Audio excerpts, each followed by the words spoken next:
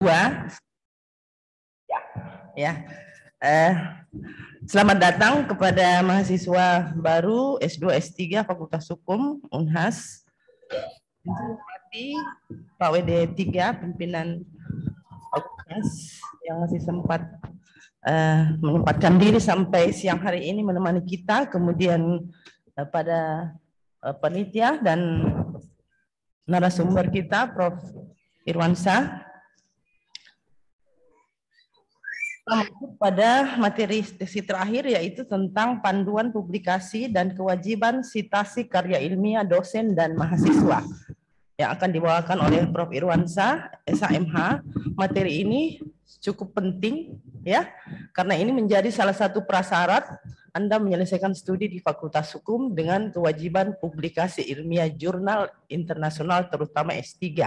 Ya, sebelum pemaparan materi, saya akan membacakan CV dari Prof. Irwansyah, karena saya tahu bahwa sebagian besar mahasiswa kita ini murni original mahasiswa baru, ya.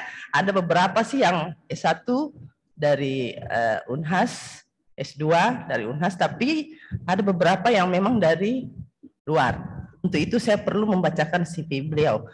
Nama Profesor Dr. Irwansyah, SHMH, tempat tanggal lahir Sinjai 18 Oktober tahun 1966, bidang keilmuan guru besar bidang hukum lingkungan, pengalaman jabatan dan profesi, pernah menjabat gugus ketua JPM, gugus penjaminan mutu, sekarang menjabat pimpinan Hasanuddin Law Review atau Harlep Fakultas Hukum, yang alhamdulillah jurnal kita, jurnal Harlep, sudah terindeks Scopus, bereputasi, ya, sejak April 2021 setelah penantian panjang 4 tahun, ya Prof, kita memperoleh sitasi tersebut. Kemudian sebagai reviewer nasional di 23 fakultas hukum di Indonesia, reviewer internasional pada jurnal Ekonomi, Law and Policy USA. Kemudian sebagai narasumber pada beberapa kegiatan pelatihan pengelolaan jurnal online. Kemudian menghasilkan beberapa buku. Di tahun 2020 ada 3 buku yang beliau hasilkan, yang semuanya menyangkut tentang buku penelitian hukum, buku kajian ilmu hukum, buku refleksi hukum Indonesia. Yang terakhir, pengalaman mengikuti konferensi internasional di London dan Tiongkok tahun 2017. Demikian profil beliau, dan untuk mempersingkat waktu, saya persilahkan dengan hormat kepada Prof. Silahkan Prof. Ya, terima kasih Ibu Dr. Nur Azizah, SHMH, sebagai moderator. Bismillahirrahmanirrahim. Assalamualaikum warahmatullahi wabarakatuh. Dan selamat siang, salam sejahtera untuk kita sekalian. Yang kami hormati pimpinan fakultas, para peserta yang hadir secara luring. Mohon maaf, ini kami dari kampung ini, dari Sinjai, ya. Ini ada kegiatan pribadi sebenarnya, ya. Jadi akhirnya kami Zoom dari kampung ini, ya. Mudah-mudahan IT-nya bisa lancar, ya. Ini sesi terakhir, dan biasanya kalau kegiatannya luring, ini biasanya meja sudah pada bergesek, ya. Anda sudah minta berhenti, ya, sudah capek, ya. Ini tidak bisa ini, yang paling kita bisa lihat Bapak Ibu goyang kiri, goyang kanan, ya. Itu tanda sudah bosan mendengar ceramah sebenarnya, ya. Oke. Nah, teman-teman sekalian, tadi Ibu moderator menganggap ceramah ini penting karena ini akan mendampingi Anda sampai Anda mau diwisuda. Coba bayangkan diwisuda, ya, sedangkan hari ini baru Anda memulai. Jadi ceramah ini supaya tidak Anda ngantuk, perhatikan, ya. Dan jangan sampai Anda gagal wisuda. Ya, jadi ini teman Anda menemani sampai wisuda nanti. Jadi syarat publikasi dan sitasi. Menurut ketentuan, seluruh mahasiswa pasca itu wajib mempublikasi artikel di jurnal.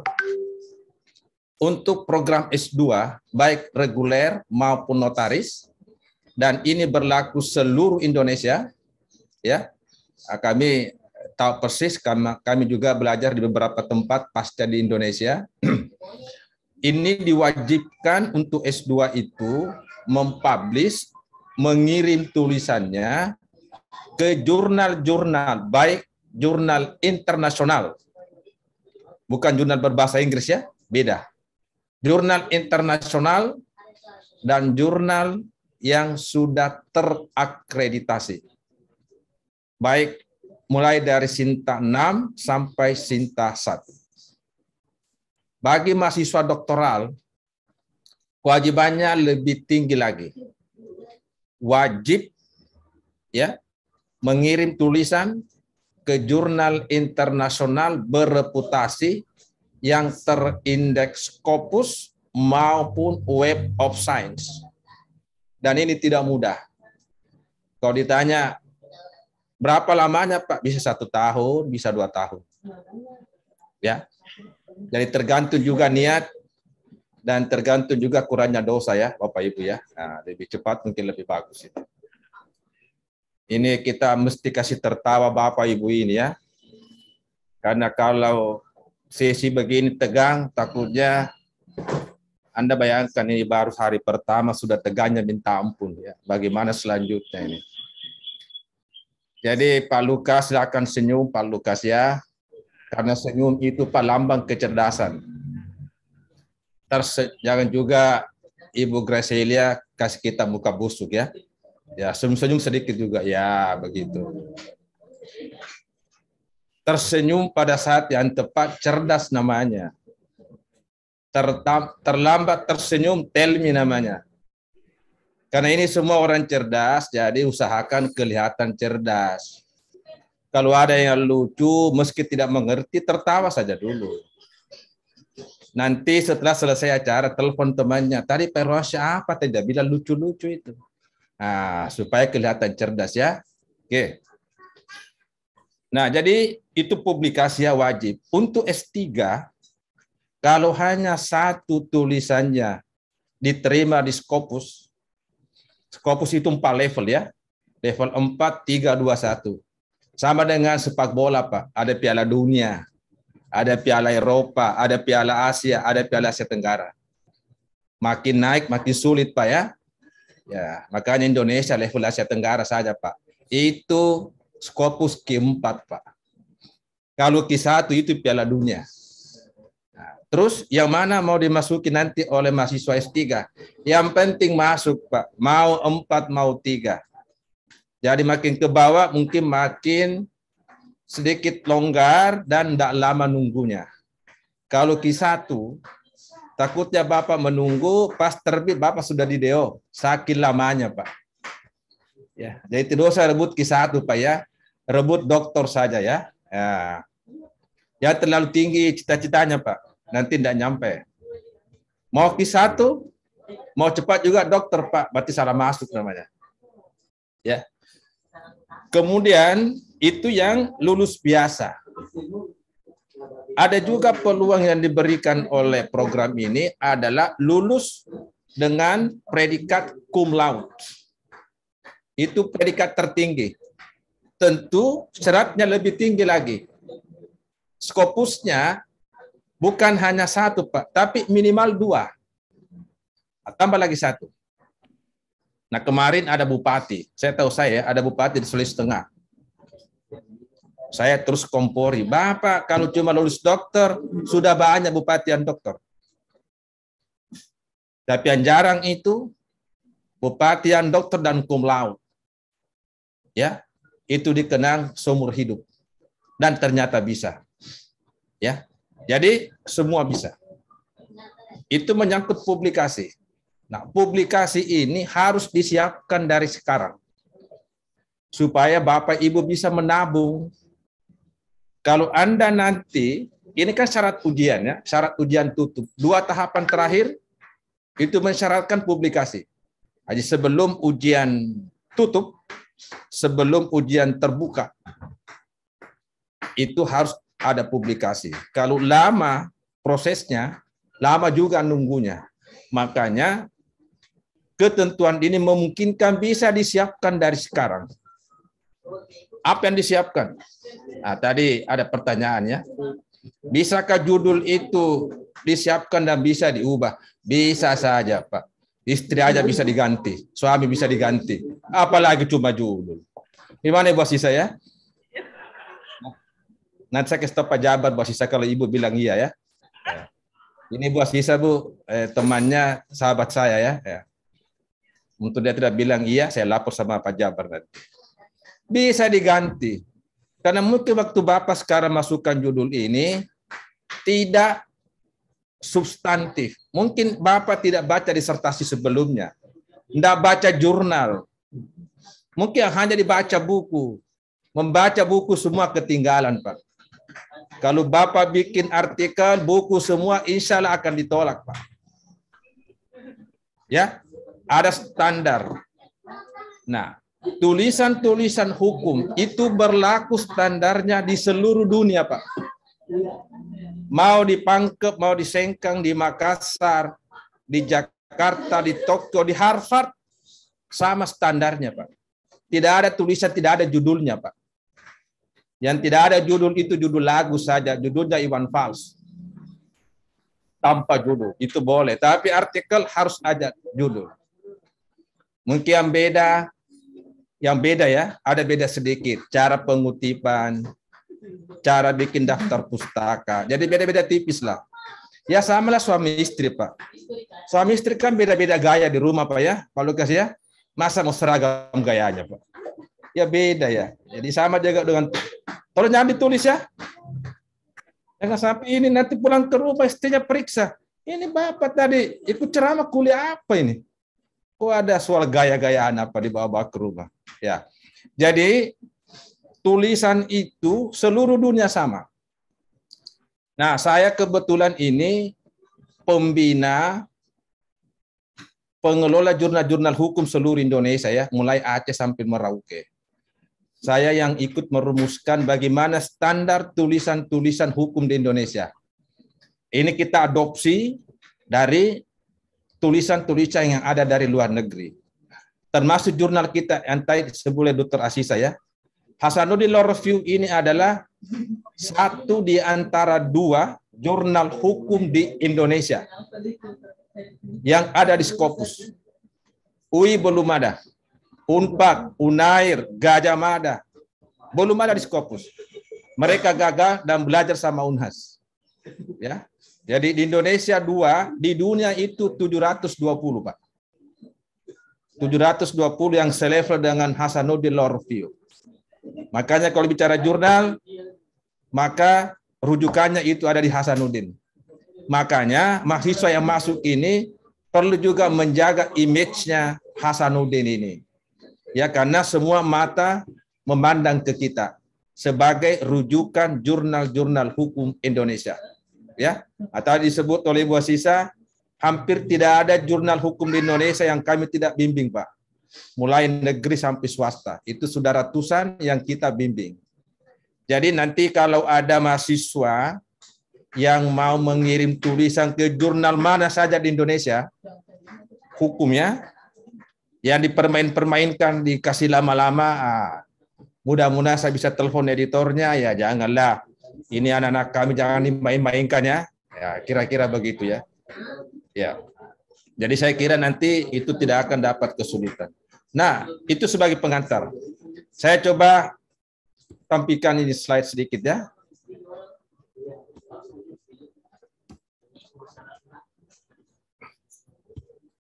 Nah, Bapak Ibu, tadi ini ada buku disebut, Pak ya. Nah, kebetulan nanti kami juga mengajar metode di seluruh level ya, S3, S2 reguler, S2 not. Buku ini alhamdulillah sudah dicetak hampir 5.000 dalam 2 tahun ya. Dan itu dijadikan referensi di banyak kampus pasca di Indonesia. Ini apa kelebihannya buku ini? Maaf Ibu Dr. Asisa, terpaksa kami kampanye sendiri Bu ya, karena tidak ada yang bisa dampingi untuk mengkampanyekan ini buku Bu ya. Saya sendiri saja Bu ya. Ya, jadi ini buku metode penelitian ada teman bilang ini yang paling tebal, buku metode yang paling tebal ya di Indonesia saat ini. Apa kelebihannya? Selain tadi bicara metode, ada satu bab yang khusus ini bab diperlukan oleh mahasiswa pasca. Apa itu? Bab tentang bagaimana cara menulis artikel di jurnal. Ada di sini. Di buku lain tidak ada. Kenapa ya? Karena saya ini dosen metode sekaligus juga asesor jurnal di kementerian. Jadi saya ditugasi mengevaluasi jurnal-jurnal hukum seluruh Indonesia, kemudian juga menjadi pengolah jurnal, kemudian juga menjadi asesor, reviewer. Jadi ilmu itu saya tuangkan dalam bab ini. Jadi kalau Anda, nah biasanya saya wajibkan, ini masa orang lain wajibkan anak UNAS tidak ya? Ya nanti orang luar lebih kuasai dibanding anak sendiri ya.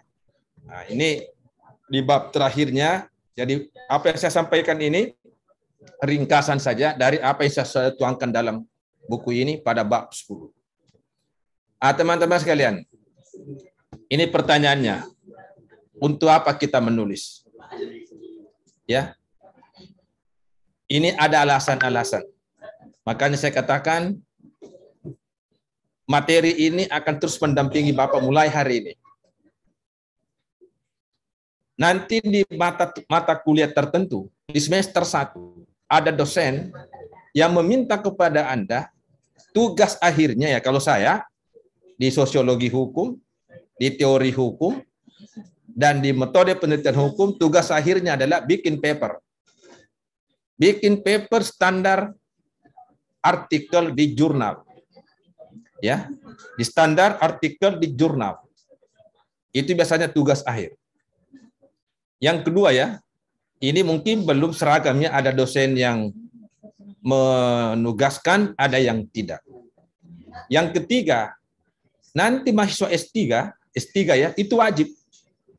Anda wajib ikut konferensi internasional.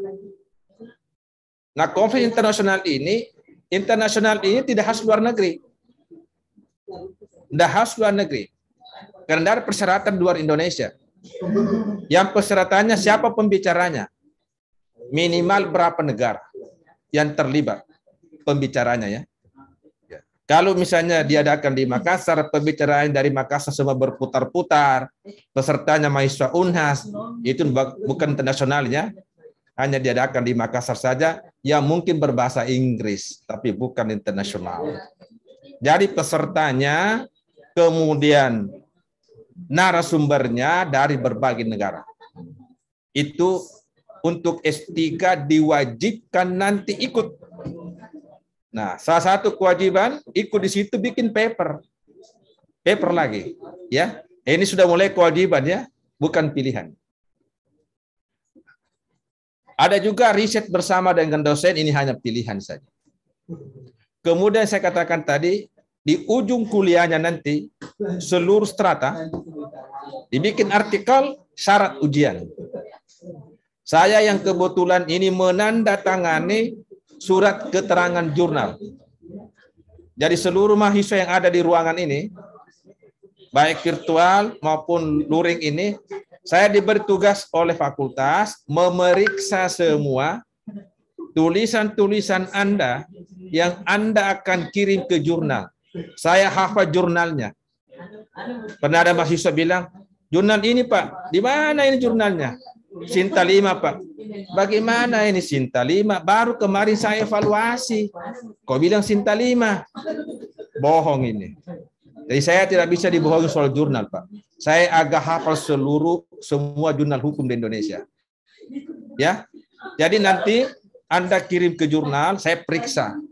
Saya tidak periksa isinya karena saya tidak menguasai semua bidang. Yang saya periksa di mana dikirim, ke jurnal mana, Sinta berapa, dan ada kewajiban sitasi. Anda diwajibkan minimal mengutip 3 karya tulis dosennya. Apakah buku, apakah konferensinya, proceeding, tulisannya, disertasinya, laporan penelitiannya, artikelnya, Anda boleh kutip. Minimal 3. Nggak boleh kelas ya, nggak boleh. Ini kadang ada mahasiswa S2. Siapa ini? Ini bukan dosen UNHAS ini. Tapi dia menulis dengan dosen UNHAS, Pak, oh boleh. Mau penulis ke-5, mau penulis ke-11, nggak ada urusan. Yang penting ada di situ tertera salah satunya di antara rombongan itu ada penulis UNHAS. Itu boleh. Karena dalam sistem penulisan itu biasanya penulis itu tidak tunggal. Boleh rombongan berapa saja. Ya. Pernah ada mahasiswa S3 ilmu hukum. Loh kok tiba-tiba ada penulis ini bukan orang hukum, kok orang fisik. Saya kejar. Ini kawan hakim ini. Saya kejar S3. Siapa ini? Saya tahu sebenarnya ini perempuan. Siapa ini, Pak? Oh, ini banyak membantu, Prof. Iya, siapa maksud saya? Oh, ini dosen dari fisik. Ya. Nah, begini, ringkas saja. Siapa ini? Bilang, maaf, istri saya, Prof. Enggak apa-apa. Emangnya saya ambil istrinya? Bukan. Jadi boleh saja masuk. Kalau nenekmu, kakekmu mau masuk, masukkan saja. Tapi pertanyaannya, apa kontribusinya? Dan dia waktu saya menulis, Pak, dia pijit-pijit saya. Wah, janganlah begitu ya. Mungkin dia translate, dia perbaiki strukturnya, ya, dia perbaiki cara kutipnya. Nah, itu namanya berkontribusi. Boleh dimasukkan sebagai tim penulis. Ya, itu kira-kira alasan-alasan nanti. Jadi yang wajib hanya 2 ya. Untuk S3, menyusun paper untuk konferensi internasional dan membuat artikel syarat ujian. Nah, untuk artikel standar Indonesia, dan itu kita rumuskan berdasarkan standar dunia, paling tidak artikel itu minimal 3. Pertama, tolong baca jurnal-jurnal sebelumnya. Jadi bikin artikel di jurnal, usahakan banyak mengutip jurnal.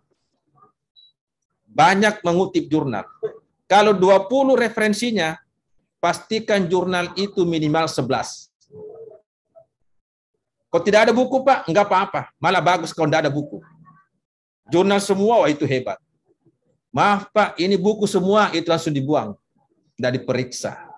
Ketinggalan cara berpikirnya. Apalagi buku yang Anda pakai lebih tua dari Anda. Waduh, itu lebih gawat lagi. Mungkin Pak Lukas umurnya 40, bukunya 42 tahun. Ah, itu tidak bagus itu. Umur boleh 42 tahun, buku 14 tahun, itu bolehlah. Ya. Jadi, pertama, baca jurnal. Kalau mau bikin tulisan di jurnal, baca jurnal. Batas toleransi jurnal itu sampai 5 tahun. Itu yang paling tua. Makin baru, makin bagus. Ya. Ini 2022. Ini saya kutip bulan Januari, Pak. Baru beberapa hari yang lalu. Wah, itu bagus. Berarti sangat di depan kebaruannya. Ya. Baca jurnal proceeding, baca laporan-laporan penelitian. Boleh Anda baca buku. Tapi buku-buku yang mutakhir. Kita tidak bisa pungkiri ada buku klasik. Ini bicara mengenai perjanjian, ada subjektif.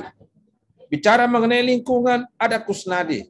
Bicara pidana, ada Mulyatno. Bicara progresif, ada Sacipto. Sudah mati semua. Tidak ada buku barunya, Pak. Ya memangnya orang mati mau bikin buku. Yang enggak ada. Boleh bukunya klasik, tetapi isinya itu monumental. Boleh Anda kutip. Buku tua, tapi imbangi dengan buku-buku baru. Begitu caranya. Ya, jadi itu buku. Nah, ini yang ketiga yang jarang dilakukan. Termasuk ketika menyusun disertasi dan ketika menyusun tesis. Saya kalau menghadapi mahasiswa dan saya bimbing, ini saya wanti-wanti. Tidak ada tesis, tidak ada disertasi, kalau Anda tidak pernah membaca tesis sebelumnya.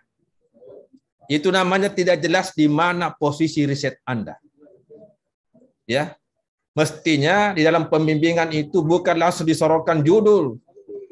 Yang disorongkan dulu adalah Anda sudah membaca berapa tesis, berapa disertasi, Apa bedanya dengan rencana tesis Anda, dengan disertasi Anda? Kalau ada bedanya, berarti itu muncul temuan. Kalau tidak jelas bedanya, gimana mau ada temuan kalau tidak jelas gap-nya? Jadi tulisan yang baik ada gap, ada celah yang mau diatasi. Jadi bukan hanya narasi, bukan hanya deskripsi. Ini masa pandemi. Apa gap-nya kira-kira? Misalnya, perlindungan hukum kepada tenaga kesehatan. Ada gap di situ. Diskresi, ada gap di situ. Jadi cari gap-nya dulu. Lalu gap-nya itu diatasi. Mau mengatasi dengan cara apa? Boleh teori? Boleh ubah metodenya dari normatif ke empirik? Boleh modifikasi pendekatannya? Boleh ubah tahunnya? Boleh pindah lokasinya? Itu semua cara mengatasi gap. Ya. Sering mahasiswa doktor ditanya, mana novelty-nya? Mana temuannya? Yang dia baca kesimpulan. Itu hanya 10% kebenarannya. Jadi tolong semua angkatan ini, baik S2, S3, dan saya akan ulangi juga dalam penelitian. Dan ini dalam buku saya ada sub khusus membahas mengenai novelty. Karena ini kelemahannya mahasiswa ini. Novelty yang dia baca kesimpulan, padahal novelty itu dirancang, didesain sebelum bikin proposal. Ya, saya ulang ya, dirancang, didesain sebelum bikin proposal. Rata-rata sekarang mahasiswa, novelty-nya dirancang setelah dibuat kesimpulannya. Nggak nyambung itu. Ya, demikian juga sebuah tulisan yang dipublikasi. Yang pertama dicari oleh editor jurnal, mana temuan tulisan ini. Karena tulisan yang baik itu baru dibuka judulnya, kelihatan temuannya. Dibuka abstraknya, lebih tegas temuannya. Apalagi kesimpulannya. Kita terkadang baru buka judul seperti pidato kepala kantor agama. Ya, tugas dan kedudukan panitra. Pidato namanya itu, bukan judul tulisan. Ya, karena judul tulisan itu mesti menarik dan provokatif. Tapi jangan terlalu menarik juga sampai bingung pembacanya. Bikin tulisan, badai pasti berlalu. Apa kira-kira hubungannya badai pasti berlalu dengan hukum? Ya, nah, kecuali kalau orang sastra, mungkin ada hubungannya. Nah, itu kira-kira mengenai tulisan, publikasi. Nah, karena ini waktunya ringkas, ini kan biasanya 2 jam saya ceramahkan ini ya. Ini cuma 30 menit ini. Jadi, kemudian bagaimana nanti Anda menyiapkan artikel? Baca riset, tolong baca riset, baca. Jadi yang mau nyusun tesis, baca tesis. Jangan baca skripsi. Gengsi sedikit dong. Kok nyusun tesis pakai skripsi? Oh, maaf ini Pak, ini skripsinya saya punya calon suami Pak. Nanti saya dipecat Pak. Udah ada hubungannya soal itu ya. Pokoknya tesis, pakai tesis. Disertasi, pakai disertasi. Ya, ini Anda berguna untuk nyusun tulisan dan menyusun nanti proposal. Ya, saya selalu mempertegas kelemahan di UNHAS itu adalah mahasiswa tidak diminta membaca disertasi dan tesis dan hanya dimasukkan di keaslian penelitian. Di dalam buku saya minta itu dimasukkan ke dalam 4 tempat. Pertama, masuk di latar belakang. Latar belakang itu jangan cuma cerita-cerita undang-undang. Harus cerita mengenai riset sebelumnya. Masukkan di keaslian itu oke. Yang jarang adalah memasukkan riset di tinjauan pustaka. Ini pernah bimbingan saya di debat sama dosennya. Siapa yang kasih ilmu bahwa riset itu bisa masuk tinjauan pustaka? Bilang, Pak Irwan, siapa yang kasih ilmu saya? Iya boleh memang. Ketika Anda mengutip teori, mengutip pendekatan, boleh Anda mengutip buku, boleh mengutip jurnal, dan boleh mengutip tesis sebelumnya. Jadi boleh saja. Ya. Kemudian bahan kedua jurnal. Tolong untuk mahasiswa hukum, carilah jurnal-jurnal papan atas. Ya. Kita ini Harlep kalau di Sinta 1. Sinta 1 itu hanya 8 jurnal di Indonesia. Hanya 2 hukum. Sinta 2 itu ada UGM, UI, Brawijaya, Pajajaran, Airlangga. Semua di Sinta 2. Jadi kalau boleh, cari Sinta 1 dengan Sinta 2. Jangan Sinta 3. Ataukah Sinta 6. Gengsi sedikit dong. Ini mahasiswa Unhas ini. Ya. Harus naik level sedikit. Jadi jurnalnya Sinta 2. Ya. Di situ ada 50 lebih jurnal Sinta 2. Mulai dari Aceh, ada namanya Kanun Ar-Raniri di Aceh. Sampai dengan jurnal Sinta 2 ada Sasi di Ambon. Kutip semua itu. Ya, tolong jangan dikutip Sinta 3. Biarkan kampus lain mengutip, tapi Unhas minimal Sinta 2. Ya, itu mengenai materi-materi yang akan disiapkan. Terakhir ini, maaf Ibu kasih saya supaya tanya jawab ini. Saya langsung lompat ya. Ya. Apa yang perlu dipahami dalam menyusun artikel atau publikasi? Pertama, perhatikan ketika buka jurnal, lihat petunjuk penulisannya. Saya katakan tadi, umumnya seluruh dunia, standar tulisan itu sama. Hanya beda gaya selingkuh. How to cite? Beda cara pengutipan. Ada tahunnya urutan kedua, ada urutan kelima. Ada kutipan, judulnya ditulis miring. Yang penting jangan Bapak yang miring, tulisannya saja yang miring. Ya, itu gaya saja. Ada jurnal, dia bikin pengelompokan, daftar pustakanya. Bagian atas jurnal, kedua proceeding, ketiga riset, baru keempat buku. Biasanya mahasiswa itu buku yang pertama, ketinggalan itu. Seluruh jurnal Sinta 2, tidak ada lagi buku urutan pertama. Itu hanya di Sinta 6 saja.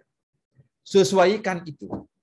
Ya, jadi jurnal umumnya itu bikin pengelompokan. Ya, lihat standarnya. Misalnya standar abstrak. Bapak Ibu biasakan mendengar abstrak ya. Saya biasa membaca abstrak Pak, Bapak Ibu. Abstrak itu betul-betul abstrak. Saking abstraknya itu abstrak betul. Artinya tidak jelas abstrak. Oh ini kan abstrak Pak, jadi boleh tidak jelas, bukan itu maksudnya. Abstrak itu ada standarnya. Ya, oke. Kemudian standar substansi. Ini saya bahas sedikit. Standar substansi itu mulai dari judul. Ya. Judul itu biasanya jurnal ada batasan maksimalnya. Kalau tesis tanpa batas. Kalau jurnal biasa 12-14 kata. Sesudah judul ada penulis. Penulis itu tanpa titel, tanpa gelar. Kalau nanti Bapak Ibu menulis bersama-sama dengan dosennya, apakah dosen urutan pertama, urutan kedua, penulis urutan keempat, mahasiswa urutan keempat, tidak disebut dosen dan mahasiswa. Yang disebut hanya Fakultas Hukum Unhas. Kalau misalnya Bapak Hakim, ya bisa Anda tulis lembaga luarnya. Pengadilan Tinggi Sumatera Utara boleh, tapi jangan tulis hakimnya. Ya, tulis lembaganya. Standar abstrak. Abstrak ada maksimal, ada isinya, ada tujuan, ada metode, ada hasil, ada temuan, ada simpulan. Itu sama. Ada kata kunci. Ya, ada standar pendahuluan. Nah, ini terkadang pendahuluannya terlalu panjang. Kalau jurnal itu standar pendahuluan hanya 5-7 paragraf. Satu paragraf 3 kalimat. Jangan satu paragraf 1 kalimat. Ya. Jadi 7 paragraf itu Anda memasukkan 5-10 kutipan. Tolong ini nanti ketika membuat tulisan, ini tradisi penulis Indonesia. Paragraf pertama dan kedua tidak ada kutipannya.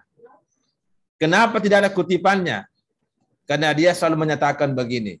Paragraf pertama tujuan negara adalah melindungi segenap bangsa dan seterusnya sebagaimana tertera dalam alinea keempat pembukaan. Ya tentu tidak ada kutipan. Paragraf kedua negara Indonesia negara hukum. Menurut ketentuan pasal 1 ayat 3, ya tidak ada kutipan. Tradisi ini jangan diulangi. Buang. Ketika nanti Anda menyusun artikel, paragraf pertama problem-problem secara umum. KPK setelah direvisi undang-undangnya melahirkan 7 problem. 1, 2, 3, 4, 5, 6, 7. Itu paragraf pertama. Paragraf kedua, namanya thesis statement. Di antara 7 paragraf itu, di antara 7 masalah, saya hanya mau fokus 1 masalah. Yaitu masalah ASN saja. Bukan 6, 1 saja. Karena jurnal itu adalah tahu banyak tentang yang sedikit. Menulis tesis, menulis disertasi sama. Tahu banyak tentang yang sedikit. Jangan dibalik. Tahu sedikit tentang yang banyak. Maaf, di sini ada dokter. Ada ya? Saya minta maaf ke dokter ya. Nah, tesis, disertasi, dan jurnal mirip dokter ahli. Ya, kalau salah perumpamaan saya dimaafkan. Dokter umum itu dia tahu banyak penyakit mulai ujung kaki sampai ujung rambut, tapi sedikit-sedikit. Kalau Bapak ke puskesmas ketemu dokter umum, tentu dikasih banyak obat ya. Ini maaf candaan ya. Dikasih banyak obat Pak, sebagian uji coba. Lalu diperkuat dengan doa, semoga ini bisa sembuh Bu ya. Itu dokter umum, dia tidak yakin dengan obatnya. Dokter ahli, kalau Bapak Ibu ke dokter ahli langsung dikasih obat. Oh enggak, periksa darah, periksa jantung, periksa ini, periksa ini. Dia dalami dulu masalah. Makanya orang mengatakan tidak boleh saling tukar keahlian Bapak Ibu ya. Coba bayangkan Pak, kalau ahli mata tangani kandungan. Bagaimana Pak Lukas?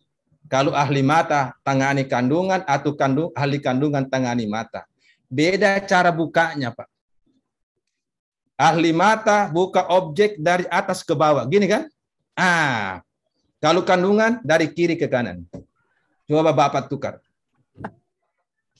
Ahli mata buka kandungan, Pak, rusak kandungannya orang. Itu. Ini sudah tersenyum semua. Jangan dicatat, Pak ya. Nanti marah dokternya ya. Kalau ahli kandungan buka mata, Pak, rusak mata. Begitu kira-kira perumpamaan seorang calon dokter, Pak. Tahu banyak tentang yang sedikit. Makanya saya selalu katakan, jangan ada judul menggunakan kata dan. Ya, kemarin sore, kebetulan Pak diundang menguji proposal di UI, Dr. UI ya. Itu yang saya, judulnya ada kata dan. Saya bilang, ini kata dan, Pak, luas sekali konsekuensinya. Tidak sama kalau kita ke warkop, Pak. Minum kopi dan pisang. Bisa dimakan dua-duanya. Tapi kalau disertasi ada kata dan, itu konsekuensinya besar. Jadi hindari kata dan di judul. Karena itu tidak akan fokus. Sedangkan tulisan, tesis, disertasi ada fokus. Satu caranya hindari kata dan. Ya. Nanti kalau ketemu pembimbingnya ya, bilang ini hasil ceramah, Pak. Ya. Oke, itu substansi ya di pendahuluan. Sampai di kesimpulan. Kesimpulan jurnal beda dengan kesimpulan tes dan disertasi. Kesimpulan jurnal 1 paragraf, 3 kalimat. Kesimpulan tesis boleh 3-4 paragraf, disesuaikan dengan rumusan masalah. Jadi kesimpulan tesis dan disertasi ada butir. 1, 2, 3. Di jurnal tidak ada. Kalau Anda menyimpulkan pakai butir, itu bisa ditolak. Itu standar kesimpulan yang baik. Ya. Jadi standar kesimpulan yang baik di jurnal menjawab tujuan, bukan menjawab rumusan masalah.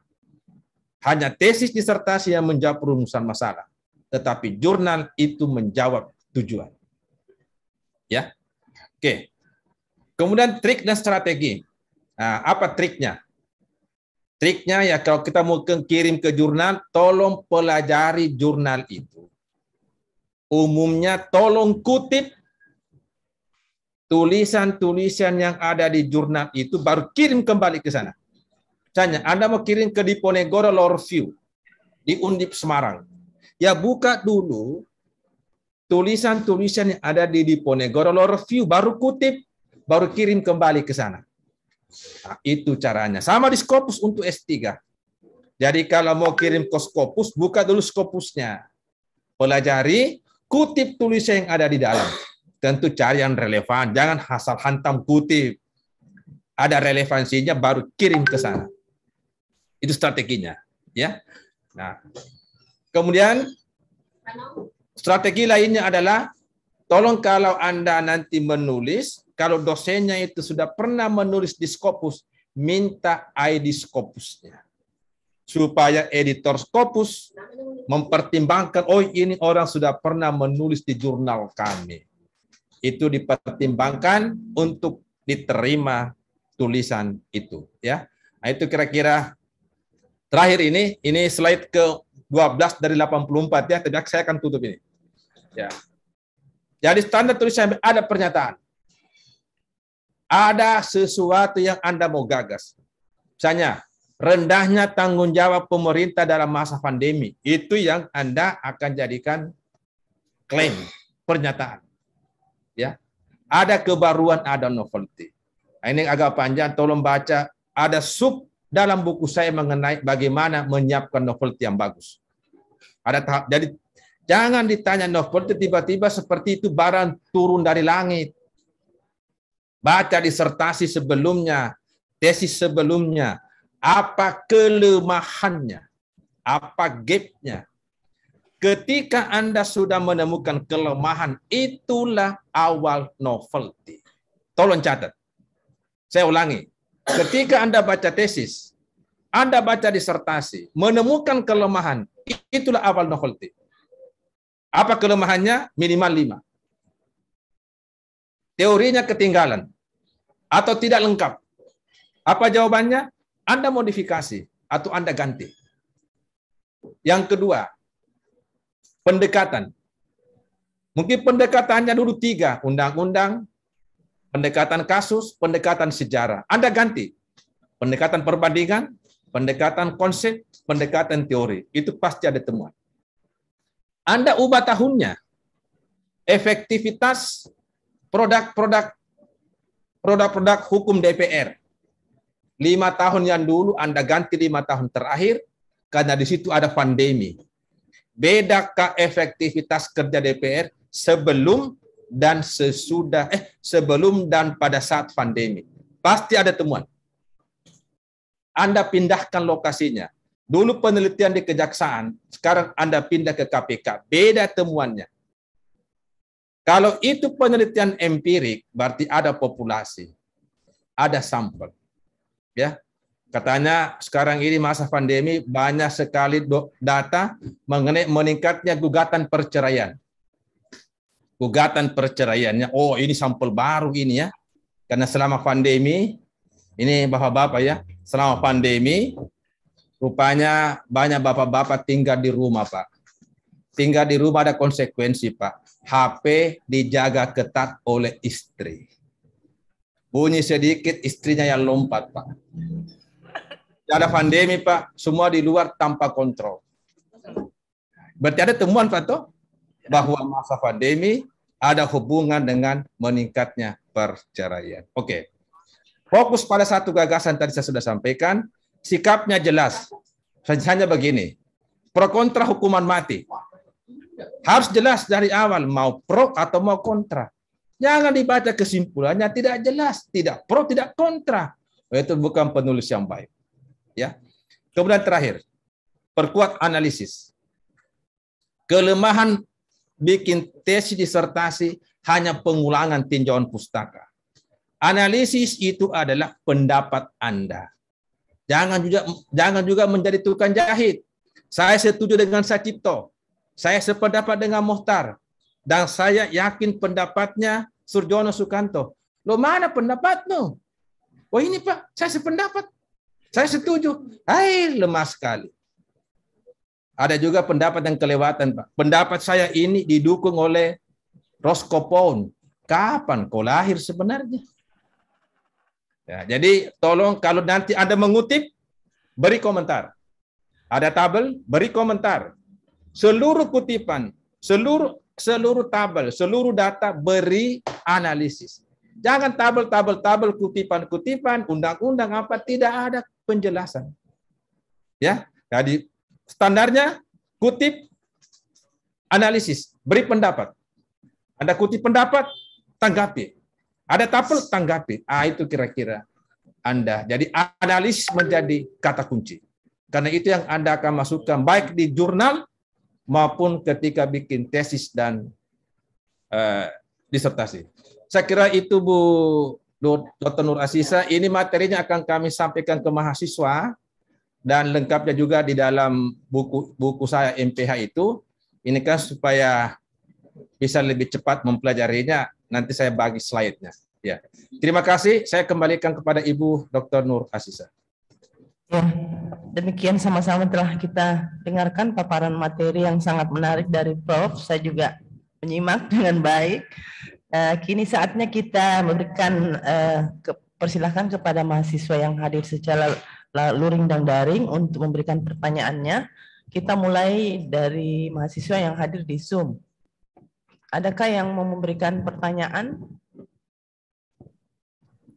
Materi ada di forum chat, saya sudah kirim ya, Bapak Ibu Dr. Nur Aziza. Ya. Ya.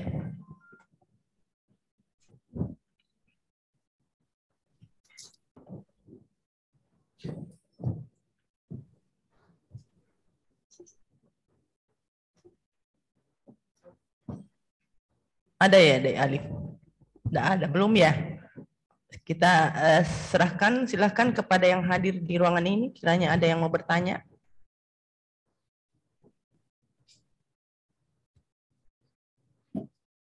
Tidak ada juga ya?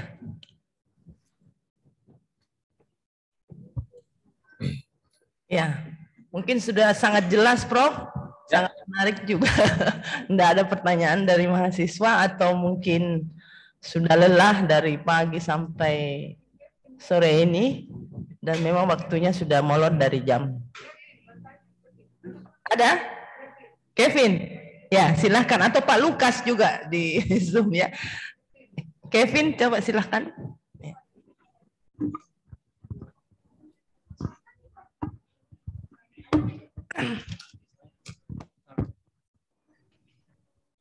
Baik, selamat sore.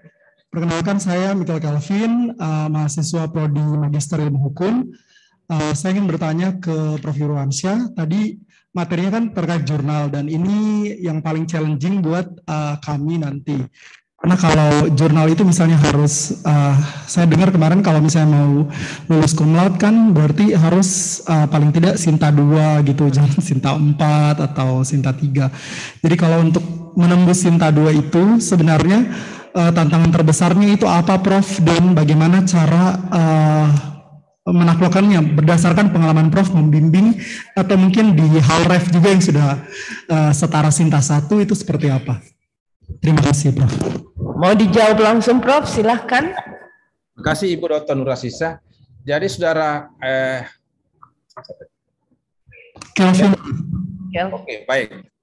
Ini ada trik bagaimana mempelajari jurnalnya orang. Anda dulu boleh siapkan naskah Anda, menurut versi Anda. Sesudah itu, masuk ke jurnal. Anda mau kirim ke UI. Misalnya ada Indonesia Law Review. Pertama Anda buka fokus and scope-nya. Ruang lingkup jurnal itu. Itu pintu masuknya. Apakah jurnal Indonesia Law Review ini Anda mau bikin tentang tanggung jawab dokter, hukum kesehatan. Anda buka, oh enggak ada hukum kesehatan. Anda kirim ke Pajajaran. Oh di Pajajaran ada jurnal mengenai hukum kesehatan. Masuk di situ. Pelajari dulu topik yang Anda mau angkat dengan fokus and scope-nya. Ada tulisan bagus ditolak, bukan karena jelek, karena tidak ada ruang lingkupnya. Sementara editor jurnal memeriksa jurnal Pertama yang diperiksa, adakah kecocokan antara judul yang dikirim dengan ruang lingkup di jurnal itu. Karena mereka tidak akan menerima tulisan yang tidak ada ruang lingkup di jurnal itu. Ya, karena makin tinggi sintanya, Kosinta 6 itu biasanya dia terima semua ya. Tapi kalau makin tinggi makin spesifik. Ya, makin spesifik. Jadi perhatikan ruang lingkup jurnal itu. Nah, kemudian yang kedua, kalau Sinta 2 itu sudah lebih fokus pada substansi. Pertama dia lihat judul. Standar judul yang baik itu minimal ada 4 kriteria. Pertama, tanpa subjudul. Tidak ada telah terhadap putusan pengadilan negeri ya, tidak ada dalam kurung. Tidak ada akronim. Kan judul yang pertama dilihat. Tanpa akronim. Tanpa nama undang-undang. Ulangi, tanpa nama undang-undang itu tidak ada di judul. Saya juga wanti-wanti kepada mahasiswa S2, S3. Tolong di judul Anda, jangan memasukkan nama undang-undang. Karena itu levelnya skripsi. Saya ulangi, bukan hanya di jurnal, tetapi di esi disertasi nanti, tolong jangan masukkan nama undang-undang. Itu levelnya skripsi. Karena S1 itu standar norma, S2 standar teori, S3 standar konsep. Ya, jadi tidak ada nama undang-undang di judul. Yang ketiga, usahakan di judul itu tidak ada lokasi riset. Coba lihat, penelitian ini di Polsek A, di Polres B, dan Polda C. Sementara judul maksimum 12 kata kalau Indonesia. Kalau di Inggris 10 kata saja. Lalu kalau itu nama lokasi, habis itu judul. Kalau undang-undang nomor sekian, sebagaimana telah diubah dengan undang-undang sekian tentang ini, habis itu judul. Jadi 4 ya. Tanpa subjudul, tanpa akronim, tanpa lokasi riset, tanpa nama undang-undang. Saya ingin lengkapi. Di tulisan yang baik, undang-undang itu jangan muncul di 4 tempat. Di 4 tempat. Pertama di judul. Kedua, jangan munculkan nama undang-undang itu di kata kunci. Kan kata ya. Ya, kata kunci itu tidak boleh nama undang-undang di situ. Yang ketiga, ini yang paling hobi penulis Indonesia, memasukkan nama undang-undang di kesimpulan. Sakit kepalanya orang Indonesia, kalau di kesimpulannya tidak ada nama undang-undang. Bla bla bla sebagaimana diatur dalam pasal ini. Loh, Anda kan sudah bahas di dalam pembahasan. Kesimpulan itu ringkas dan padat. Tidak ada pengulangan, tidak ada komentar baru. Ya, undang-undang itu pasti pengulangan. Jadi itu standar undang-undang jangan muncul di 4 tempat. Selanjutnya, ini Sinta 2 ya, karena substansi. Temuan atau novelty. Temuan itu usahakan muncul. Nah, kalau undang-undang tidak muncul ya. Temuan atau novelty muncul di 5 tempat. 5 tempat. Pertama, muncul di judul. Judul yang menempati rating tertinggi adalah judul yang menggambarkan novelty. Kegagalan pemerintah mengatasi pandemi. Memang keras ya, tapi itu novelty-nya. Ya. Tanpa kehadiran negara di pengaturan pasar modern. Tanpa kehadiran negara di pengaturan pasar modern. Ya, itu temuannya. Jadi temuan, kalau masuk di judul, itulah judul yang paling provokatif. Judul yang terbagus. Yang kedua, ini jarang terjadi. Biasanya penulis kalau diminta bikin abstrak, nanti Bapak kan kirim abstrak ke conference ya. Abstrak itu standar dunia minimal 4. Tujuan 1 kalimat. Tujuan 1 kalimat, jangan terlalu panjang ya. Tolong ada kata-kata tujuan. Tulisan ini bertujuan titik-titik. Adapun penulisan ini bertujuan titik-titik. Yang kedua, abstrak ya. Metode. Perhatikan. Buat disertasi, buat tesis, itu metode penelitian. Kalau jurnal bukan penelitian, tetapi metode penulisan. Kalau Anda melakukan penelitian, itu cara mencari data. Kalau di jurnal, data tidak dicari. Data sudah terkumpul. Jadi bagaimana menggunakan data yang sudah terkumpul. Jadi hanya 3 pilihannya.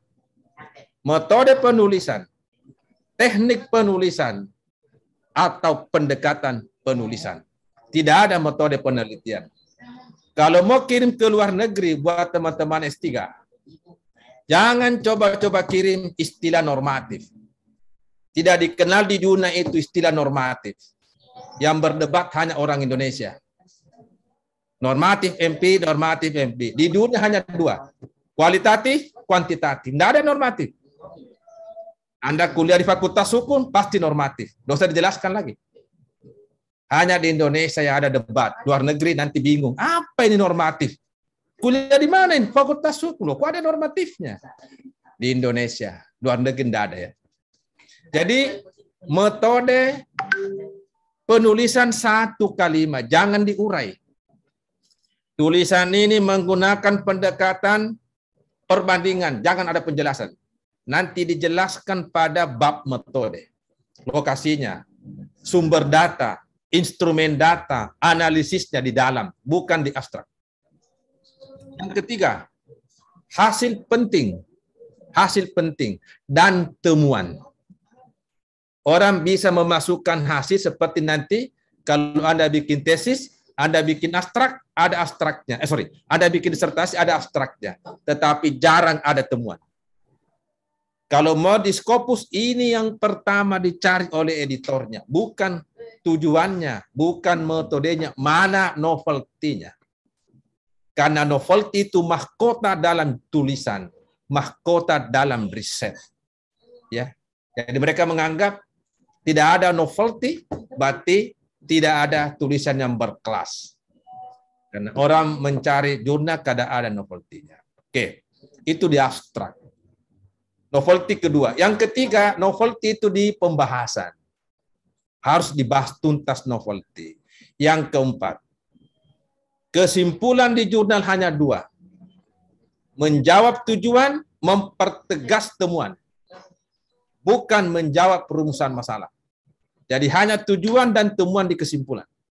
Tidak ada yang lain ya. Tidak ada yang lain. Tidak ada komentar baru, tidak ada pengulangan, tidak ada rumusan masalah.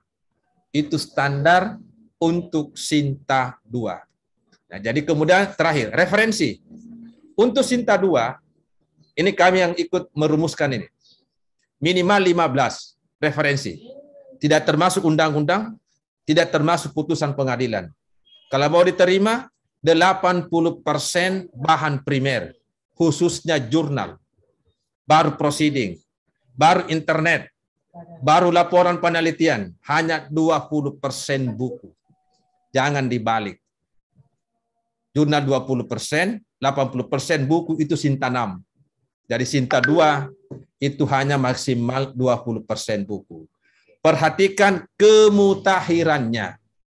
Ya, yang terbaru. Ini nanti kalau Anda bikin tesis proposal, tolong semua referensi terbaru itu dimasukkan di latar belakang. Tapi jangan semua. Anda kutip 10 jurnal. 3 yang tercanggih, tempatkan di pendahuluan. Anda punya buku 50, hanya 5 yang canggih, yang lengkap, tempatkan di pendahuluan. Jadi pendahuluan itu pintu masuk. Di situ pendahuluan menggambarkan kemutakhiran rencana penelitian Anda tergambar di pendahuluan, karena Anda menggunakan referensi-referensi utama. Jadi pendapat Anda baru, ada novelty-nya karena didukung oleh referensi ya yang mutakhir. Saya kira itu. Ya. Ada lagi yang mau bertanya? Kita kasih kesempatan mungkin satu lagi atau masih ada? Ya, karena sudah sangat jauh, waktunya sudah mundur. Demikian akhir dari sesi ini. Terima kasih kepada Prof. atas nama panitia. Tak lupa kita sama-sama memberikan aplaus kepada pemateri. Selanjutnya saya serahkan kepada panitia.